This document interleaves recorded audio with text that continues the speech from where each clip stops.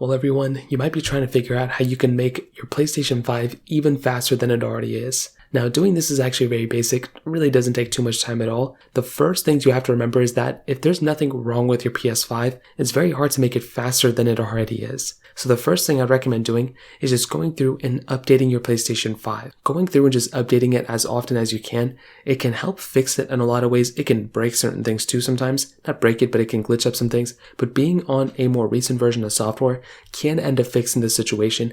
And as long as there's nothing like critically wrong with your PS5, this is a massive thing I'd recommend looking into. So go ahead, update your PS5, and that could end up fixing the situation. Now another thing that could end up happening is that sometimes if your PS5 is around certain areas that are like, just not able to basically allow the console to breathe that well, that can also cause some issues. So what I would recommend doing is going through and just making sure there's not a lot of like random stuff around your PS5, like making sure there's like enough room to breathe and for the fans to kind of ventilate. That can help increase the speeds a little bit. If it's extremely slow, that might be the reason. On top of this, there might be a ton of different dust and dirt and all that stuff stuck inside of that PS5 as well. So maybe you can get a can of compressed air and kind of clean that specific, the back side of the PS5, taking out as much of the dust as you can. That way, again, the console can breathe as much as it can. And if you can set it next to an air conditioner of some sort, that can probably help cool it down a little bit and kind of give you better speeds and just better performance overall there too. Now, some other people recommend that if you're playing a PlayStation 5 game,